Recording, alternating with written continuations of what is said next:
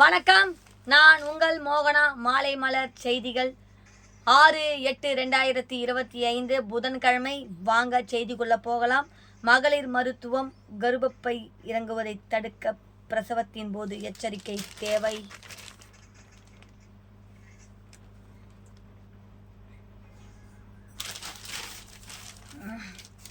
பெண்களை பாதிக்கின்ற கர்ப்பப்பை குடலிறக்கம் பற்றி பார்த்து வருகிறோம். இது வயதான பெண்களை மட்டுமல்ல, இளவயது பெண்களையும் பாதிக்கிறது. பெண்களின் இடுப்பு பகுதிக்கு கீழே உள்ள இடுப்பு தசை தளர்வு அடைவதே இதற்கு முக்கிய காரணம். இளவயது பெண்களுக்கு இந்த பிரச்சனை ஏற்பட்டால் இதற்கு எளிமையான நவீன சிகிச்சை முறைகள் உள்ளன. கர்ப்பை குடை வீக்கத்திற்கு முறைகள் உள்ளன. முக்கிய காரணமான இடுப்புகள் தசை தளர்வு ஏற்படுவதை தடுப்பதற்கு இளவயது பெண்கள் எண்ணெய் செய்ய வேண்டும். அதாவது பிரசவத்தை எப்படி கையாள வேண்டும் என்பதை பற்றி பார்க்கலாம். முதல் குழந்தை பிறந்த பெண்கள் சந்திக்கும் பிரச்சனைகள். இளம் வயது பெண்களுக்கு இடுப்பு தசை தளர்வு ஏற்படுவதால் சிறுநீர் கசிவு மற்றும் பாலியல் பிரச்சனைகள் உள்ளிட்ட பல்வேறு பிரச்சனைகள் ஏற்படுகின்றன. இதுவே 40 வயதுக்குள் உள்ள பெண்களுக்கு வருமா என்று கேட்டால் 10% பெண்களுக்கு இந்த பிரச்சனை ஏற்படுகிறது. குறிப்பாக பெண்களுக்கு இது ஒரு பிரசவம் ஆனால் பின்பு ஏற்படுகின்ற பிரச்சனையாகும். இதில் அவர்களுக்கான முதல் பிரச்சனை தம்பதிகளின் பாலியல் உறவுகள் மூலம் ஏற்படுகிறது. இது பற்றி சிகிச்சைக்கு வரும் பெண்கள் கூறும்போது, டாக்டர், எனது இடுப்பு தள தசை மிகவும் தளர்வாக இருக்கிறது. இதனால் எனது கணவர் என்னாலே திருப்திப்படுத்த முடியவில்லை. பாலியல் உறவின் போது ஏதேனும் மாற்றம் இருப்பதாக எனது கணவர் கூறுகிறார். குழந்தை பெறுவதற்கு முன்பு இருந்து போன்று இப்போது பாலியல் உறவு இல்லை என்கிறார். அதாவது முதல் பிரசவத்திற்கு பிறகு யோனி பகுதி மிகவும் தளர்வுடன் காணப்படுகிறது என்று சிகிச்சைக்கு வருகின்ற ஏராளமான பெண்கள் கூறுகின்றனர். ஏனென்றால் அவர்கள் இது பற்றி பொதுவாக வெளியே சொல்ல மாட்டார்கள். ஆனால் இந்த பிரச்சனை காரணமாக கணவன் மனைவி இடையே கருத்து வேறுபாடு வரும்போது தான் பல தம்பதியினர் இந்த விஷயத்தை சொல்கிறார்கள். குறிப்பாக முதல் குழந்தை பிறந்தவுடன் இந்த மாதிரியான பிரச்சனை அதிகமாக இருக்கிறது என்பார்கள்.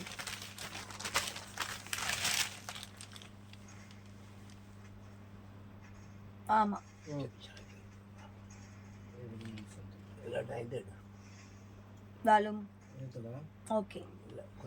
இடுப்பு தலை தசையை சீராக கிழிப்பதற்கு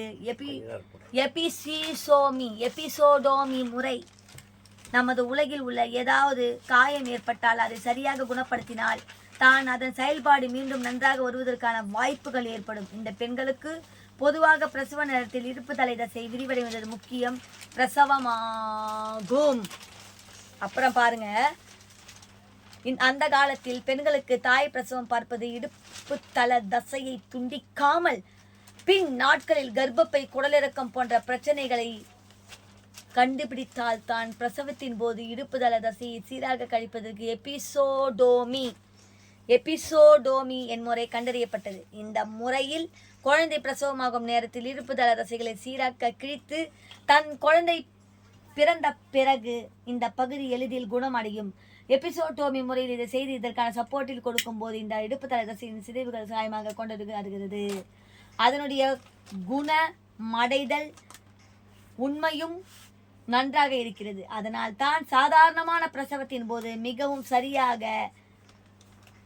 கவனமாக பெரிநியத்துக்கு சப்போர்ட்டை நாங்கள் கொடுப்போம். இதுதான் முக்கியமானதாகும்.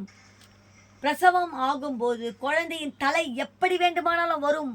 ஆனால் அதற்கான சப்போர்ட்டில் அமைப்பு கொடுக்கவில்லை என்றால் இந்த இடுப்பு தலை தசையில் ரொம்ப காயம் ஏற்பட்டு அது சரியாக குணமடையாமல் அதனுடைய செயல்பாட்டு திறன் குறைவாகி பலவிதமான பிரச்சனைகளை உருவாக்குகிறது.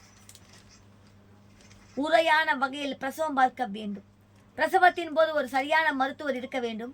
எனவே தான் குழந்தை பிரசவம் ஆகும்போது அவர்களுக்கு எப்போதுமே பார்த்து ஆலோசனை சொல்லும் மருத்துவர்கள் வந்து விடுவார்கள். ஏனென்றால் இந்த மாதிரியான பல நுணுக்கங்களை விஷயங்கள் சில நர்ஸுகளுக்கு தெரிவது இல்லை. அதனால் தான் பிரசவத்தின் போது மருத்துவ வரிகள் எபிசோடோமி முறையில் இடுப்பு தலை தசையாக சரியாக கிழித்து பின்னர் சரியாக தையல் போடும்போது குணமடைதல் நன்றாக இருக்கும். இடுப்பு தல தசை தளர்வு என்பது குறைவாகும். இந்த பிரச்சனையை சரியான முறையில் கவனிக்கவில்லை என்றால் பின் நாட்களில் அந்த பெண்களுக்கு பாலியல் உறவுகளில் போது வலிகள் ஏற்படலாம். ஏனென்றால் சரியாக குணமடையாவிட்டால் அந்த தசைகளில் புஞ்சை தொற்றுகள்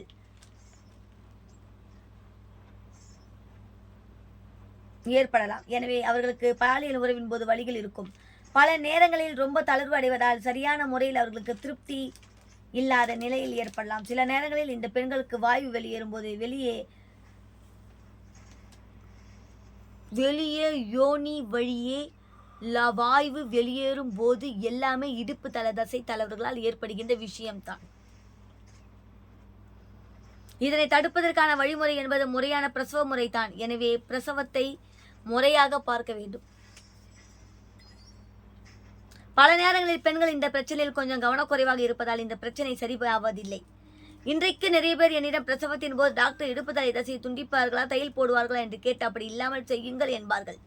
அது தவறு. இதை துண்டிப்பது எல்லாமே அவர்களுக்கு நன்றாக குணமடைவதற்கு, பிற்காலத்தில் பிரச்சனைகள் வராமல் தடுப்பதற்கான வழிமுறைகள் தான். இதெல்லாம் சரியாக செய்வதால் கூட சில பெண்களுக்கு இடுப்பு தலை தளர்வு ஏற்படும்.